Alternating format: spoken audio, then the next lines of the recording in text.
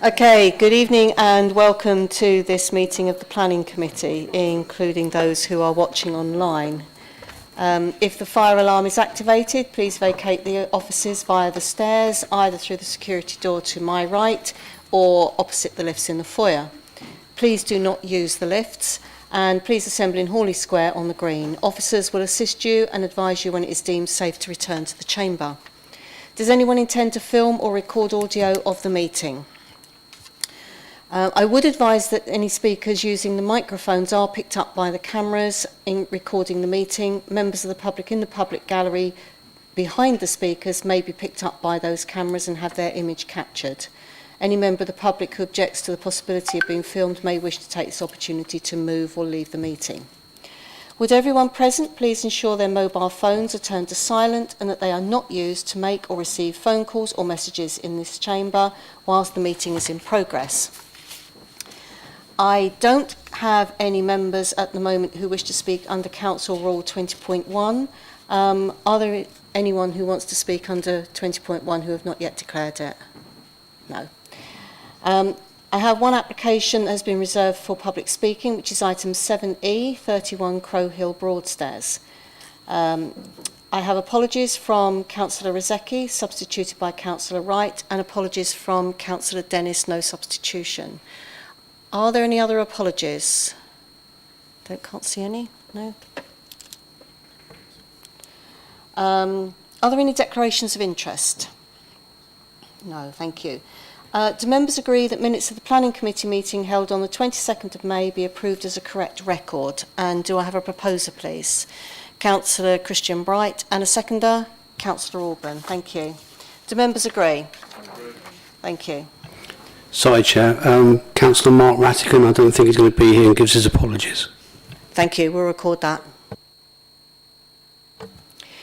So the Planning Applications Manager will now outline a point of information, firstly about Agenda Item 6, land to the north of Fairlawn Road and west of Northwood Road Broadstairs, and also Agenda Item 7D, RO4, Stone Bay Kiosk. Thank you.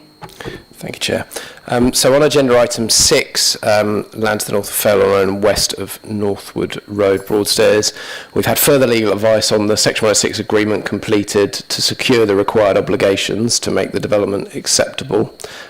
Due to a change in ownership of the site, we now require further legal advice to ensure that the Section 106 agreement will safeguard the planning obligations in perpetuity, and therefore we are proposing to change the recommendation to members from the one that's outlined in the report at 3.1, which currently states members approve the application subject to safeguarding conditions as set out at Annex 1, and change that to defer and delegate the application for approval subject to the safeguarding conditions in Annex 1 following confirmation of the acceptability of the signed 106 agreement, securing the necessary financial contributions and obligations within 6 months of this resolution. For Agenda Item 7D, RO4 Stone Bay Kiosk, we've received notification from the applicant's agent today that the application has been withdrawn by the applicant from the statutory register, and therefore the application is no longer under consideration by the council and the item is withdrawn from the agenda. Thank you. Thank you. Agenda Item 4, which is the update for 61 Ashburnham Road. This has been brought back to the committee following deferral at a previous meeting and a site visit. The Planning Applications Manager will now outline the report. Thank you, Chair. So the application is for retrospective permission for a single-storey rear extension. The site is outlined in red. So members voted to visit the site, which occurred on the 31st of May. So this is the extension from the rear of number 61. I'll just go through some photos and then quickly outline what the main issues for consideration are. So we have this photo from the rear of the property in question. This is looking towards number 59 Ashburnham Road, and then looking the other way to 63. Members visited the rear of this part of the site and looked towards number 63. So officers do consider there isn't a harmful impact on the neighbour at number 63. And then this is a view showing from number 59, which is the main issue that officers have put forward to members to consider. So the extension itself is about 3 metres high and it's 4.2 metres deep. A permitted extension on the boundary such as this could only be 3 metres deep, so the sort of end 1.2 metres is the area that's of particular consideration for members. You can see the existing window and door which serves a habitable space for the neighbouring property in the middle of the image there. This is the rear, so you can see that there's already a rear accretion on the back of number 59. And then turning to the left, you can see the other side of number 59 in terms of just the relationship with surrounding properties for the neighbour. Then got a view further back showing the extension in relationship in terms of the height of the extension and obviously the window and door itself. And then this is a view from inside that window and door looking out from there. So members also visited the inside of the property to assess the impact. So in terms of very quickly running through the plans, so previously there was a conservatory on the rear of the property. That was replaced by the extension obviously that we've seen in the photos. So the main consideration is the impact on the neighbouring property. Mentioned on site and already have mentioned that there is a fallback position in terms of a permitted development extension which can extend 3 metres deep adjacent to the neighbouring boundary. The recommendation put forward by officers is that on balance the application is recommended for refusal as the development is considered to result in an unacceptable loss of outlook and light, creating a sense of enclosure to the neighbouring property to the detriment of living conditions of those occupiers. So that's contrary to policy QD03. So the recommendation is to refuse. Thank you, Chair. Thank you. I move that the officer's recommendation is adopted. Would the Vice Chair please second? Seconded. Thank you. Do I have anyone who wants to speak? Councillor Christian Bright. Thank you, and thank you, Ian, for arranging the opportunity to go and see the properties. It's definitely over. It's definitely big, and I can completely sympathise with the residents of the neighbours. However, what I found looking at the property and visiting it, when you actually when you kind of looked at it from their point of view, I found that whilst it was enclosing, I don't think the additional 1.2 metres or whatever it is adds to that sense of enclosure. You would have got that if it was within permitted development. So I guess what I'm saying is that having looked at it, you know, it doesn't cut off the light because the light's very much east to west, so there's no kind of sunshine. It is genuinely down to that sense of enclosure, which I believe would be there regardless. So I think that because the bit that's over and above the permitted development doesn't make, I don't think, a significant impact on whether it would give a sense of enclosure anyway. I think that it would be unnecessarily. I'm going to go against it and say I'm fine with that. I think they'll get used to it and it's fine. I didn't put that very well, but Thank you. Councillor Keane. Thank you.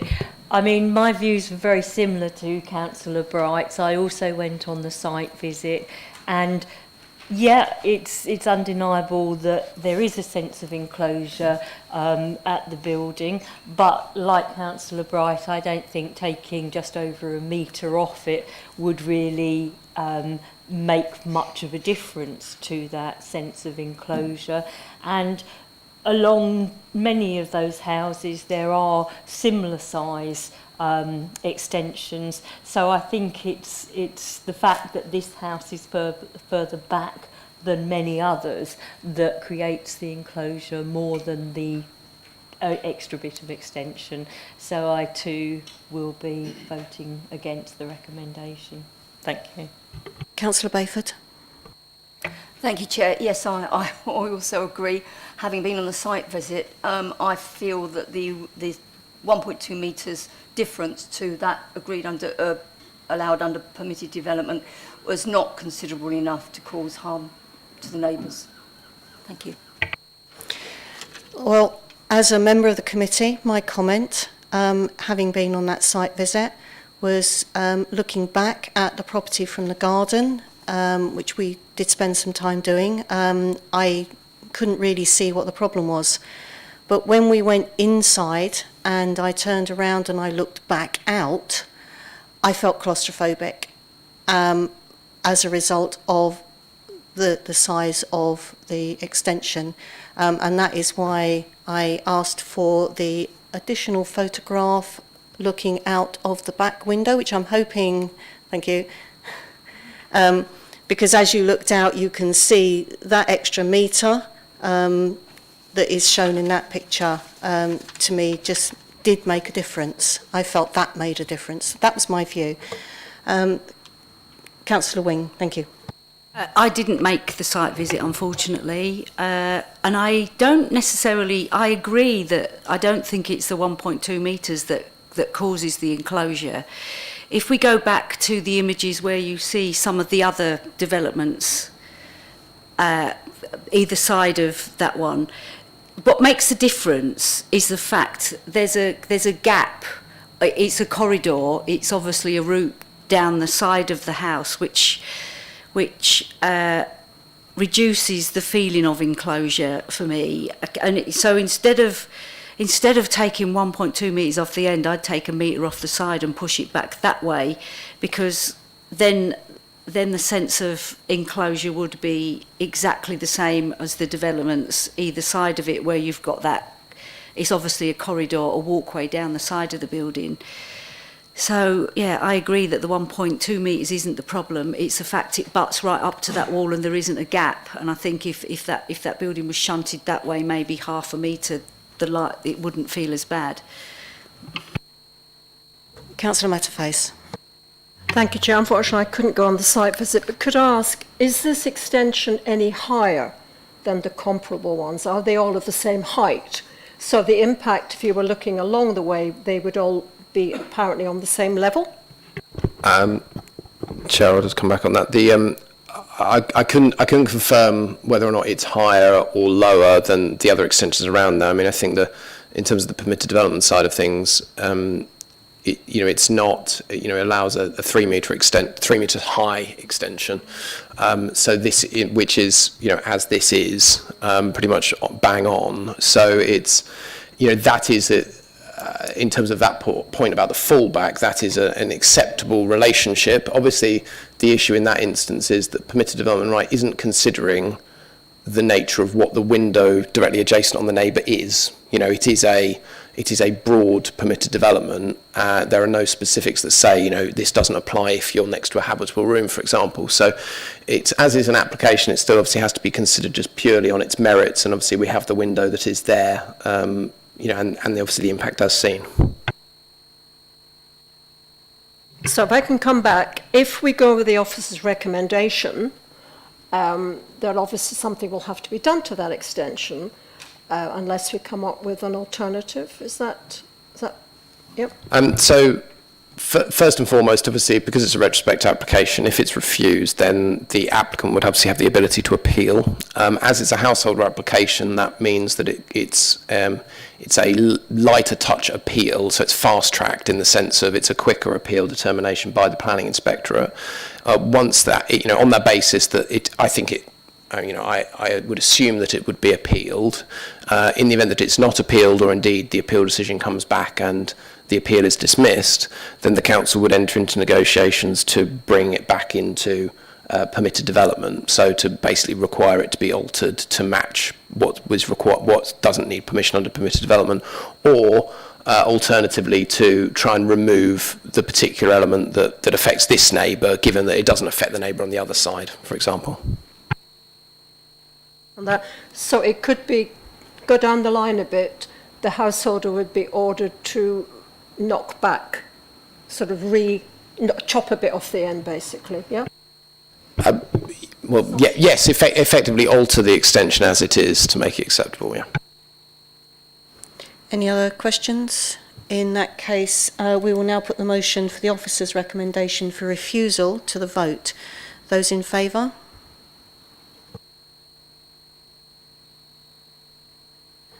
Thank you. Those against? And any abstentions? So that's lost. So I'll hand back to the Planning Applications Manager for the next bit. Thank you. So in terms of obviously the motion falling, then the obviously alternative motion would be for members to vote to approve the application. Just to summarise, I think what the points that are being made, it's effectively that it would be approved because it's considered that the extension wouldn't lead to an unacceptable impact on the neighbouring living conditions. Now, one thing I would suggest is the extension is not actually finished, as you can see, and obviously one of the key things that's being proposed is that it's going to be finished to match the cream render on the property, and therefore what I wouldn't suggest that members would grant permission unconditionally, and therefore I'd suggest that it would be subject to a condition requiring the extension to be finished to match the existing property, which is obviously what they've submitted. So yes, that would potentially be a motion to put forward from someone. Can I have someone who wants to propose that motion? Councillor Bright, and seconded by Councillor Bayford. Could we just read the... I'll ask to read it. Okay. Sorry. That the application be approved as it's considered the extension does not lead to an unacceptable impact on neighbouring living conditions, subject to a condition requiring the extension to be finished in render to match the existing property. Okay, all those in favour? Any against? And abstentions?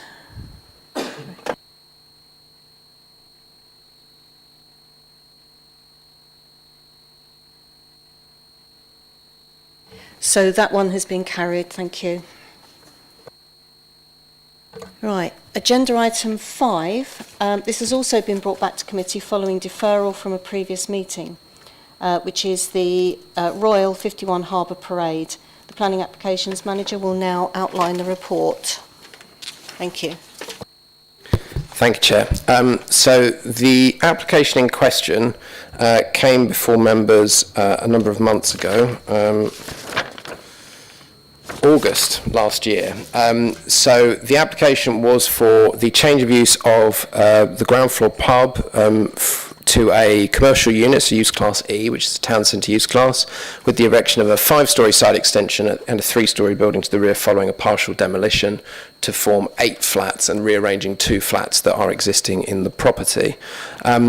So this application was deferred and delegated to officers for approval, subject to the receipt of a legal agreement securing the SAMS contribution within 6 months from August of last year. So the council has now received a unilateral undertaking which to put forward to try and secure the SAMS contribution, which is for £2,964. So it's brought back to members because the 6 months has run out of time, so we have to bring it back to confirm whether or not anything has changed in terms of the material planning considerations. In our view, nothing has changed in terms of the policy framework that would result in a change to the position that members have put forward, so it'd be unreasonable to change the approval. However, in terms of the unilateral obligation that we have, not all owners are party to the agreement. There are some parcels, smaller parcels of land to the rear, because if I go back to this, you can see the site actually extends into the back, and there are a number of different parcels of land. And the report outlines that part of the land is owned by a company registered in the British Virgin Islands, and there's also an individual named that cannot be contacted. Now, the council's received legal advice about how to progress the application on this basis, and the legal advice has suggested that we can impose a negatively worded condition on the application. I'm going to read the condition out. So it would be that no work should be carried out under this planning permission until either all parties with an interest in the site have entered into a 106 unilateral undertaking on the same terms on which the permission is granted, or such interests have come to an end and evidence of it having come to an end has been provided to the council. So that condition is outlined in 3.1. Now, this is a pretty rare occurrence. We wouldn't normally look to try and to sort of act in this manner in terms of actually approving something where not all members, not all people who are on the land reg aren't party to the agreement, and we'll come on to the next agenda item, an example of that. In this instance, though, given the circumstances and the fact that this is just a financial contribution, and what this means is technically, if permission is granted and then that money is paid, then the obligation has been discharged and the impact has been mitigated, the SAM's impact has been mitigated, and therefore there is no further need for any contributions because of the number of units. So it's only that obligation. The advice that we're putting to members is that we can approve the application on that basis, specifically because there are no other obligations other than that financial contribution on its own. As I mentioned, there are no policy changes or national policy that's changed to deviate from the previous decision, and therefore the recommendation is to approve as outlined at 3.1. Thank you. I move that the officer's recommendation is adopted. Would the Vice Chair please second? Seconded. Thank you. Do I have any questions? Councillor Orban. Thank you, Chair. I can't see a problem with it at all. Totally agree with what the planning manager's just said, and I think we should take a vote on it. Thank you. I don't see a problem with the 106 money or the SAM's money, but we've already got 2 derelict buildings in my ward. Well, one's not quite in my ward, but it's a derelict building anyway.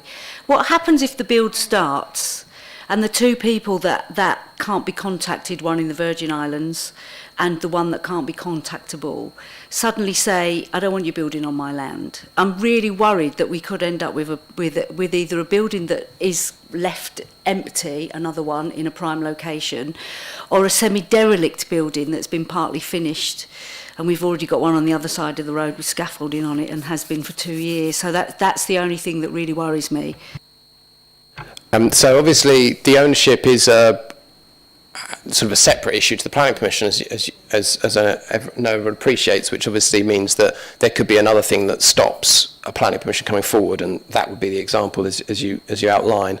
I mean, there are things that obviously we can do in the event that obviously the development actually starts and isn't completed. Obviously there are amenity notices we can look at through planning enforcement if, for example, that building was left, it wasn't developed and it did begin to deteriorate. It is, as you say, it's a prime location in the conservation area, and therefore I'm sure that we would certainly look to enforce to ensure that the amenity of the land doesn't affect the area under Section 215 of the Planning Act.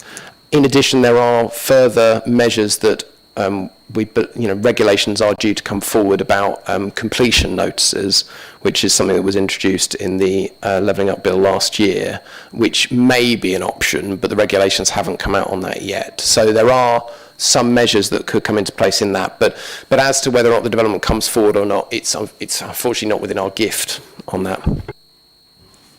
Councillor Matterface.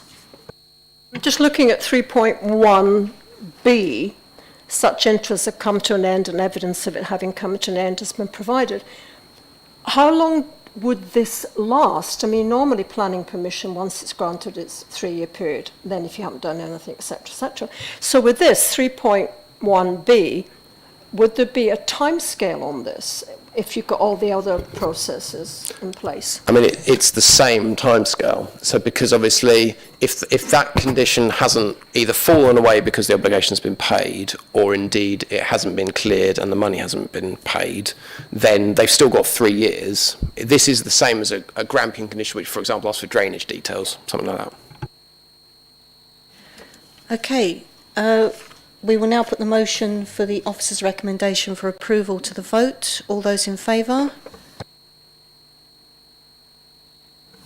Any against? And no abstentions. Thank you.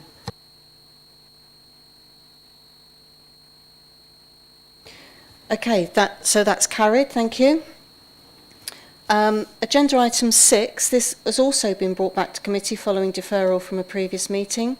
which is the land to the north of Fairlawn Road and the west of Northwood Road Broadstairs.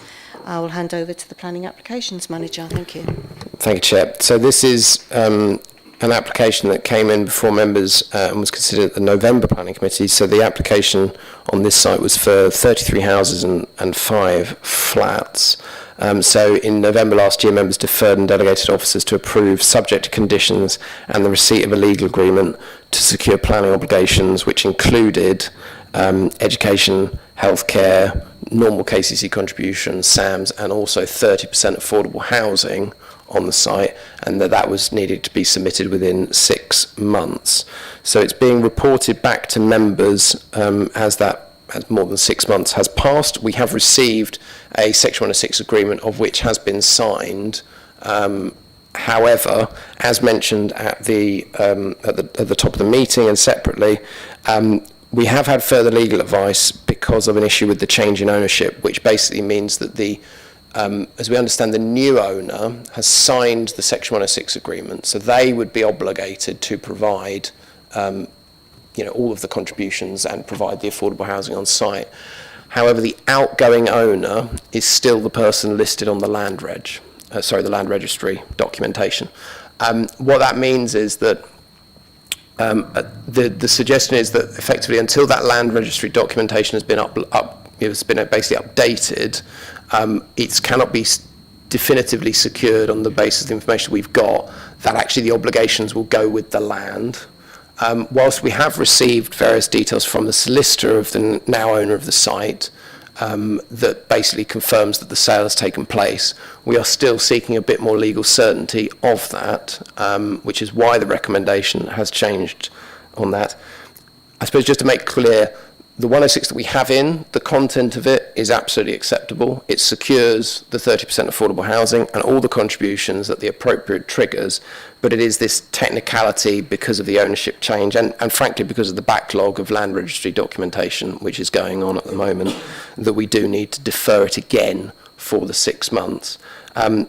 One thing to mention obviously is that point I raised earlier about the Royal, which is that this is a case where it's coming back to members after the 6 months. So what we would always want to give you an update on is, well, has something changed? In this instance, one change that has occurred, but it hasn't fundamentally affected the way the application is considered, is that when this came before members in November, significant weight was given to the Broadstairs neighbourhood plan at that point, which had been updated. The following month, that was then given full weight. However, the determination on the application itself hasn't changed because actually all the policies that were updated didn't change from the original neighbourhood plan. So basically the consideration now is no different from the one that was made in November, but it is just important to mention that there was technically a policy framework change, but those matters were all considered and there are no changes to the policies, which meant that we're recommending members need to take a look at any particular issues on this application. So therefore the recommendation is now to defer and delegate to officers to confirm the acceptability of the legal agreement and the safeguarding conditions as per Annex 1, and that's for 6 months, again, to resolve. Thank you. Thank you. I move that the officer's recommendation is adopted. Would the Vice Chair please second? Seconded. And Speaker Councillor... No. Mike Garner. Councillor Garner. Thank you. Yeah, thank you. I mean, I understand that the permissions for this are still going forward, so we'll undoubtedly approve this so as it carries on.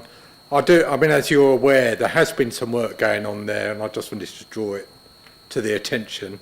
There has been some work because I was contacted by a neighbour who lives right in the corner of that plot, of the top right-hand corner, who, with concerns because shrubs, bushes, and other habitats were being cleared, and this would have been in May, and she was obviously concerned about that. I mean, I have, Emma has assured me you've been in contact with I assume the then applicant, who had told you that it was just some low-level clearance to enable the surveyor.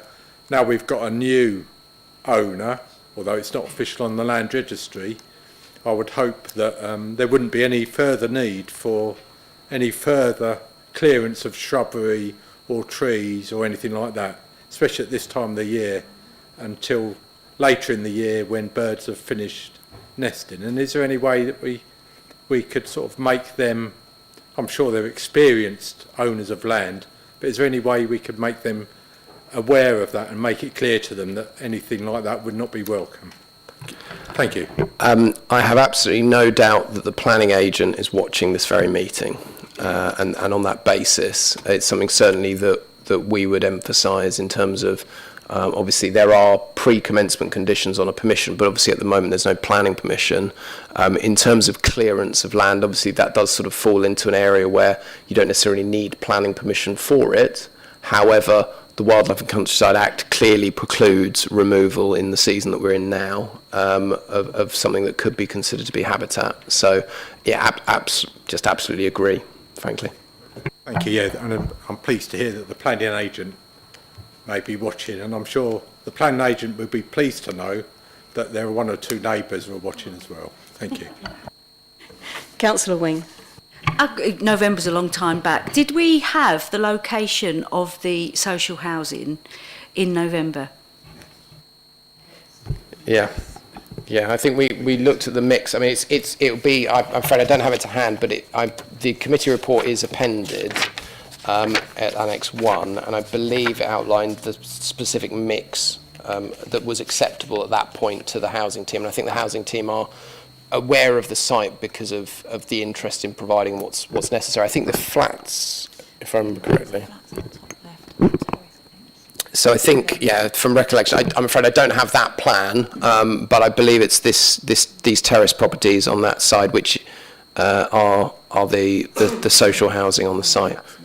Oh yeah, and the flat block in the middle, which is also part of that. But yeah, it definitely secured obviously the 30%, and that did hit the mix to be acceptable for the strategic housing team. I just find it really difficult when we have all of the social housing in one place, and clearly those units are smaller, both in terms of their size and their garden. I just feel that developments like this actually create a them, a have and a have not. And what we should be moving towards is definitely, and we've seen it in some recent applications where the social housing is dispersed around a development. I think it was this one. I just thought, no, it just makes me feel really uncomfortable. I've walked around housing estates and you can spot the social housing in the worst place, smaller units. It's just something we should be moving away from. How many of the units will be disability friendly or age proofed? I believe that there is a condition.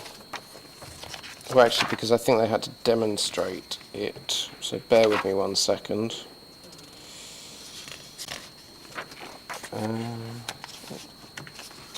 Sorry, whilst I'm just looking through the committee report, Emma's just looking through the plans, because size and mix, there we go. 4 accessible units are provided, 2 one-bed and 2 two-bed flats to meet the standards. Just to come back on the point, obviously, as identified, there's nothing to change the position that members took, but I think the point you raise is certainly a relevant one. I don't think it's something that we would dispute about the need to make sure that to get a mixed and balanced community that their location is looked at. This is obviously a relatively small site, so, but I would agree, and certainly when we're looking at some of the larger sites, we wouldn't look for it to be more of a sort of just a one specific area. And to your point about the standard of build in terms of the size, there are affordable housing has to accord with the nationally described space standards. It is also the case that on the evidence that we have and the housing team obviously provide, the need is for the smaller units as being the affordable ones. So that does dictate the mix that we get in, but it is a consideration, I think, certainly. It's just important to note that that whole bank of houses is right next to the retail / business / industrial. I'll just leave that hanging there. Okay, Councillor Bayford. Thank you, Chair. In my view, there are pros and cons to spreading the affordable housing around the site, but that part, they are smaller units, and therefore I think from design point of view, I can understand why they are together. In my view, now that the proposal has been changed to defer and delegate, I see no reason to go against the officer's recommendation. Thank you. Okay, in that case, we'll now put the motion for the officer's recommendation for deferral to the vote. Those in favour?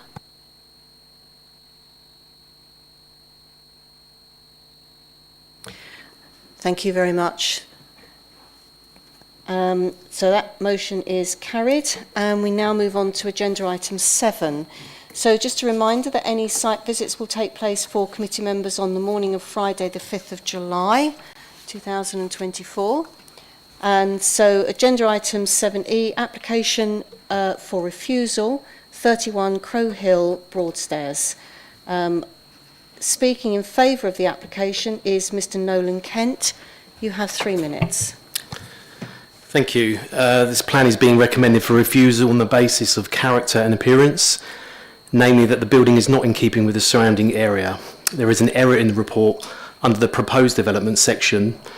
The report incorrectly states the application is for a first-storey extension, a two-storey rear extension, balcony and two-storey side extension. There is no rear extension of any kind proposed in the application, and therefore there is no impact on the skyscape or street scene when looking down Cumberland Avenue. There have been no objections from affected parties except for the Broadstairs Society, who have objected on the sole basis that they have not seen the plans, even though the plans were publicly available. The house is not in the historic area. The plot is on the corner of Crow Hill and Cumberland Avenue. Both Crow Hill and Cumberland Avenue at the Crow Hill end contain an eclectic mix of one- and two-storey houses, largely of an individual nature. All of the houses to the front of the plot are taller than the proposed development and are also at a higher elevation. Regarding the rear of the plot, the report incorrectly states that number 2 Cumberland Avenue, which is a two-storey house, is an anomaly on this side of Cumberland Avenue. In fact, number 8 Cumberland Avenue is also a two-storey house. In addition, number 3 Cumberland Avenue on the other side of the street is a two-storey house. The Crow Hill end of Cumberland Avenue is in fact a mix of one-storey and two-storey housing. Number 2 Cumberland Avenue is already taller than the proposed development at 31 Crow Hill. The grant of planning permission to number 2 Cumberland Avenue allows the width of the current first floor to approximately double in size across the back of the 31 Crow Hill plot. Number 2 Cumberland Avenue will be the dominant feature of the skyscape when built and will act as a backdrop to the proposed development when looking from Crow Hill. Number 35 Crow Hill, the next but one side plot up the hill, has also been granted planning permission to increase the height, width and depth of the roof, which will already change the street scene looking down Crow Hill towards number 31. Application 23/1029 shows that successive houses downhill from 39 to 33 Crow Hill have or will have successively lower roofs. 29 Crow Hill, the neighbouring plot down the hill, has a roof that is the same height as number 31 and chimney stacks that are considerably higher. This is despite the plot being in several feet lower than the plot of 31 Crow Hill. 31 Crow Hill therefore has a roof that is currently proportionally smaller. There is scope for a taller roof at number 31 Crow Hill that will still be in proportion to the neighbouring house and maintain the street scene. Number 27A has also had permission to and has gone up a whole level. The report states that the colour of the cladding will make the proposed building more prominent. The colour of the cladding is a light pale grey. This colour was specifically chosen to match the cladding on number 4 Cumberland Avenue to remain in keeping with the surrounding houses. A pale grey colour was also chosen and will not become discoloured as quickly, and white will maintain a good appearance for longer. The report suggests that the side extension of development will impact upon the open setting at the end of Cumberland Avenue. However, the proposed side extension is well within the boundary line and not on the boundary line. Additionally, the adjoining boundary of the plot to Cumberland Avenue already has a 6-foot fence and tall hedges to approximately 8 to 10 feet. Most importantly, Cumberland Avenue has an extra large pedestrian...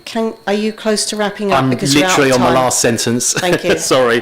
The report states that the site extension extends significantly beyond the front building line of properties in Cumberland Avenue. The proposed development is the only property on the building line on that part of Cumberland Avenue. The standalone garage on the plot to the rear of 31 Crow Hill is much closer to the front building line and the rest of Cumberland Avenue than the proposed development. Thank you. Thank you. The Principal Planning Officer will now outline the report. Thank you, Chair. This is the site outlined in red here. So this is Crow Hill on the right-hand side of the slide, and then this is Cumberland Avenue here. So there's quite a bit of changing ground level around here. So Cumberland Avenue drops down in level with these properties to the rear, lower in level than the properties in Crow Hill. This is just an aerial view of the site. So this is the application site here. So it's a corner plot on the corner of Cumberland Avenue and Crow Hill. You can see that there's currently space from the side elevation to the side boundary. And again, in terms of just general pattern of development, you can see that this is consistent with the corner plot opposite the site. And in terms of building line, it's considered that this side elevation falls in line with the front elevation of these properties. So they're all set back from the road. You have that setback from Cumberland Avenue and then going up the hill to the corner. So this is quite a spacious setback that is quite consistent with the properties along this road. This is just a view again of the property. So this is the property here. So it's currently a bungalow. You can see the two properties to the left of the site are both bungalows. The properties on the other corner are bungalows. As the road drops down into Cumberland Avenue, there are two-storey houses. You can see in the foreground here, there's two-storey properties opposite the site. So it is a mixed character in the area with two-storey properties opposite. As you go further to the right of this photo, you would have seen also two-storey properties that are on this side of the road as well. But in terms of the immediate surrounding area of the site, they are smaller, modest-style properties. And as you can see, they're all detached as well, with spacious gaps between the properties. So this is the property itself, so the application site. Again, you can see a modest style pitch roof bungalow set back from the front elevation, and this is the neighbouring property to the left. And then this is just showing it on the corner, so you can see the setback from the side boundary of Cumberland Avenue. And then again, as you start going down Cumberland Avenue, you can see that space on the side. And this is now down Cumberland Avenue looking towards the rear of the application property. So you can see currently there's a first floor dormer within the rear elevation, as you can see with the neighbouring properties as well. And then again, this is further view from Cumberland Avenue looking towards the site. And then just these are now some Google images just so you can see a wider context of the area. So again, this is the application property here. And you can see in terms of levels, the properties to the left of it start to drop down in height, but again, quite modest, all single story. The properties in Cumberland Avenue, you can see from this view, whilst two-storey here, because the ground level drops, again, in terms of the actual roofscape of these, they're all quite similar height. And then looking towards the right-hand side of Crow Hill, so going up Crow Hill, you can see, again, three bungalows here, but then they do become some two-storey properties further along, and you can see them on the right-hand side here. But again, these are considered to be further away from the site and not within the immediate character of the area. So this is the existing block plan of the property as it is now. So you can see, again, corner plot with the setback from the side and front boundary. And then this is the proposed application. So the proposals for a first floor extension, so to create a two-storey dwelling on the site, and for a two-storey side extension up to the side boundary. So this is the existing front elevation, and then this is the proposed front elevation. So you can see it becomes quite a large property with the additional first floor and the additional two-storey side extension. The concern is it will appear quite dominant. Whilst the bay feature to the front has been maintained, it's quite a wide frontage, quite a wide area of spacing between the windows, where there's quite a large areas of solid wall. So in terms of the design, it's considered to be quite a poor design.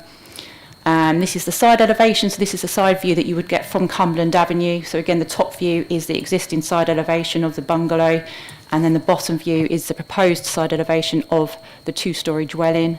So again, you can see the increased scale of the property. And then this is the side elevation facing the immediate neighbour. So again, similar in terms of the height. So at the rear, a first floor balcony area is also proposed. And this now is the rear elevation. So again, the top image is the existing and the bottom is the proposed. So the first floor balcony is in this location here, and you can see a number of additional first floor windows within that rear elevation. In terms of the floor plans, this is the existing floor plan, and then this is the proposed. So the concern with the pattern of development, again, is the fact being on a very prominent corner location, we would expect there to be some setting around the building maintained. The current distance from the main side elevation, so whilst there's currently a bay window you can see here, but from the main side elevation to the boundary, it's currently 4.1 metres, and this will reduce to 0.9 metres of the boundary. So there will be limited scope for there to be much vegetation along there, because you'll have the windows almost directly onto the boundary. And as you come around the corner, you'll see this projecting forward of the front building lines of the properties to the rear in Cumberland Avenue. And then this is the existing floor plan, so you can see there's already some accommodation at first floor, with the fact there's a dormer at the rear as well, so there's already some bedrooms at first floor level, but this is now the proposed first floor plan with the first floor extension and the two-storey side extension, creating a much larger footprint at first floor level. And again, you can see the balcony to the rear here. And then just the existing roof plan and the proposed roof plan. So in terms of impact on neighbours, the rear elevation doesn't project beyond the neighbouring rear elevation of the neighbouring property in Crow Hill. So it's not considered there would be any impact on lighter outlook to the neighbouring property in Crow Hill, and there's significant distance to the other property on the other corner of Crow Hill for there not to be any concerns regarding that. In terms of the first floor windows, we did consider whether there was any issues with the overlooking from those or from the first floor balcony. The neighbouring property to the rear, as you can see, has quite a large single-storey extension, and they've recently had permission granted for a first floor extension in that location too. The balcony would be in this location here, looking towards that roof area, and it's considered that by the time a view of the rear garden was possible, it would be too far away for there to be a significant impact, and that is likely to be blocked anyway by this extension, and furthermore by the first floor extension if that were to be erected. So the balcony is not considered to result in significant overlooking of the rear property. There would be potentially some overlooking to the neighbour here, but a privacy screen would be able to deal with that issue. So the application is not refused on an impact on neighbouring amenity. But the application is recommended for refusal on the impact on the character of the area. So it's the cumulative impact from the first floor extension and the two-storey side extension, which is considered to result in quite a cramped and congested form of development on the site that would reduce the spacious setting around the property, whilst creating a large dominant property amongst a row of small modest bungalows that will really detract from the character of the area and would be out of keeping with the existing pattern of development that exists in this area. So it is recommended for refusal on the grounds of the impact on the character of the area. Thank you. I move that the officer's recommendation is adopted. Would the Vice Chair please second? Seconded. Thank you. Any questions? No. Yes, Councillor Keane. I mean, I'm not sure that I can go along with the recommendation to refuse, because it seems to me there is such a mix of housing along that road. I'm not sure that I feel it would be that out of keeping. So I'd be interested to hear if anyone else has any views on that, but I'm unconvinced. Thank you. Councillor Christian Bright. Thank you. I mean, the thing about that road is that there are a lot of houses that were previously bungalows that have been developed, but but they've all been developed in such a way as they kind of remain in keeping. They take on more of a chalet bungalow feel. So whilst I can understand looking at the property as it is now, they've got a very small room in the middle with obviously eave space around the side. You know, they could have altered the shape of the roof and made it more of a chalet property. This isn't that, and I've got to say I'm inclined to agree that it wouldn't be in keeping. It'd stick out a bit like a sore thumb, really. And you know, we produced a neighbourhood plan over the last 4 years. Well, I did over. I had very little impact, but Broadstairs produced a neighbourhood plan, and that goes against the area. So I'm inclined to agree with officers on this one. Councillor Keane. Am I right that there wasn't any objections from the neighbours to this?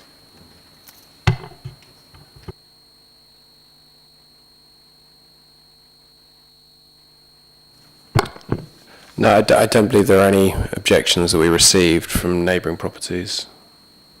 I think that's right, isn't it? No, the only comment I think was mentioned in the speech was that the Broadstairs Society commented, but on the basis that they couldn't view the plans, rather than it being a comment on the merits of the application. Councillor Alban. Yeah, can I just ask a question? Obviously, the speaker at the start of this said, raised in relation to this application that there is no two-storey rear extension. Is that just a mistake?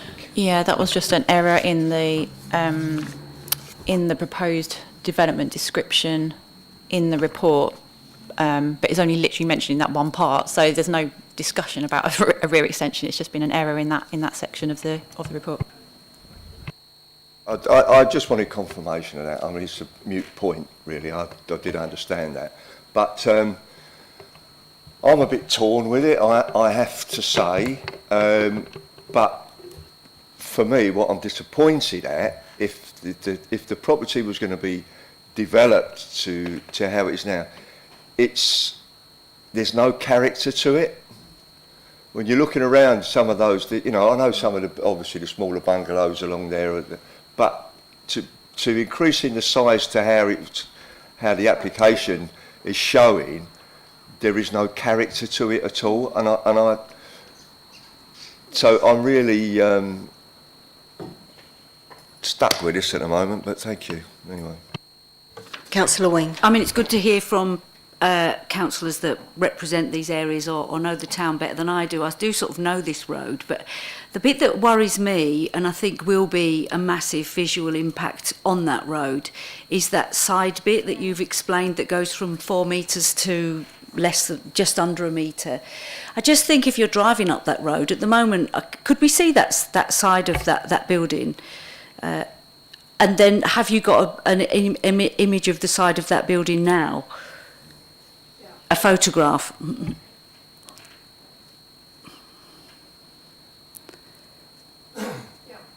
I just think that if at the moment you see, as you say, there's a 4 metres pitch where you've got grass and greenery and trees, and it's not just the removal of those on a habitat front, but you'll be faced with a solid wall with cladding. The top part is clad.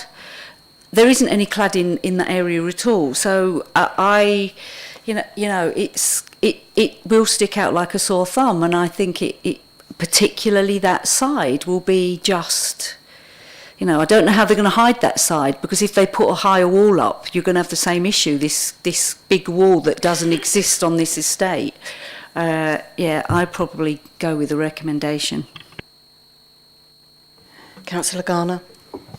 Yeah, just a minor point.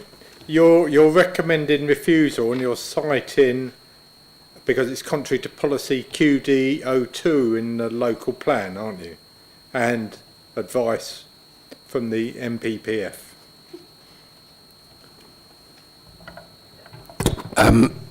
That is the recommendation.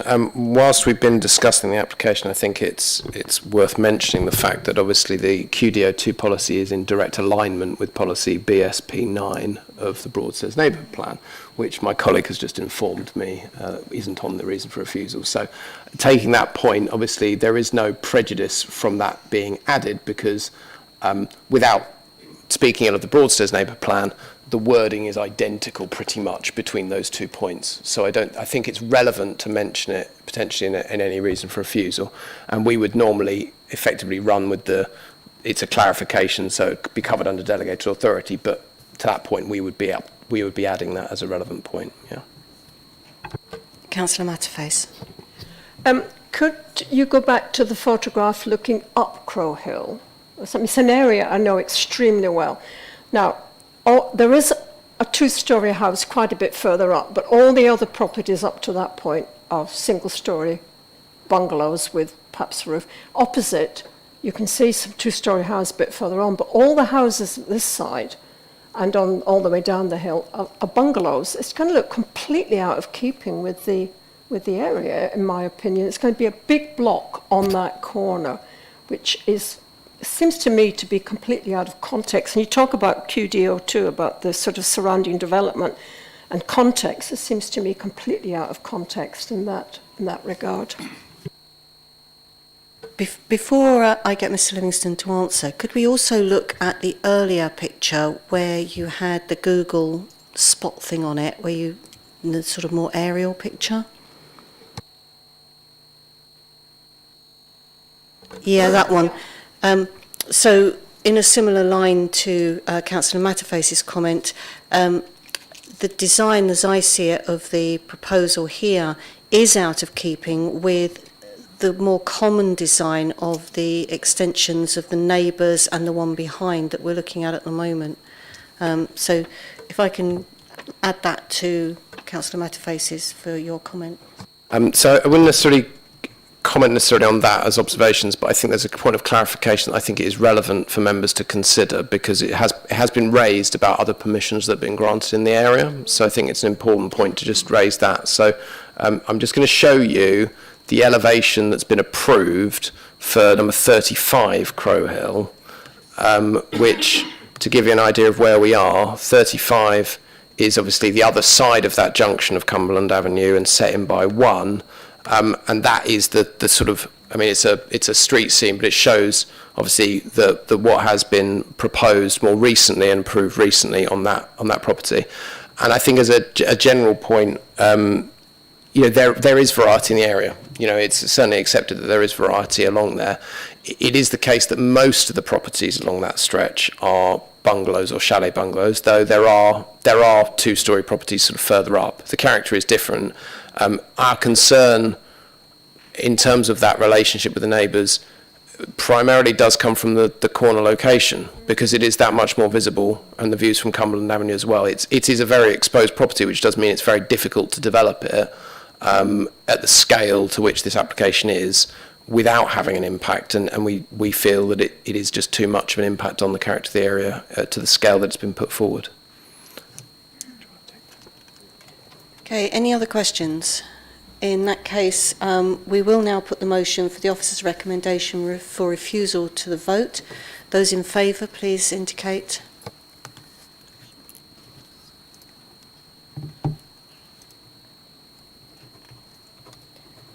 And those against? And any abstentions? So that recommendation for refusal is carried. Thank you.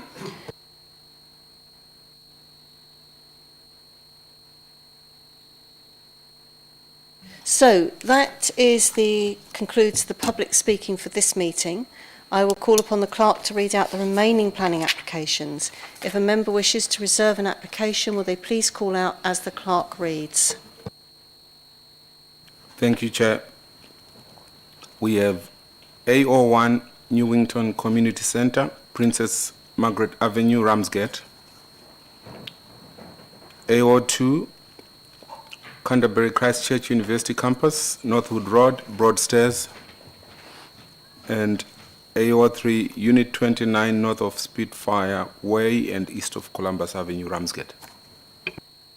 Thank you. Can I have a proposer to move that the applications that have not been reserved be determined in accordance with the officer's recommendation?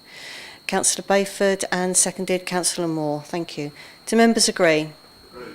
Okay, thank you. For the benefit of the public, I will call upon the clerk to read out the applications that have been determined.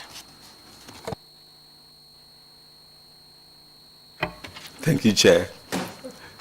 The applications that have been determined are as follows. We have AO1, Newington Community Centre, Princess Margaret Avenue, Ramsgate. AO2, Canterbury Christ Church University Campus, Northwood Road, Broadstairs.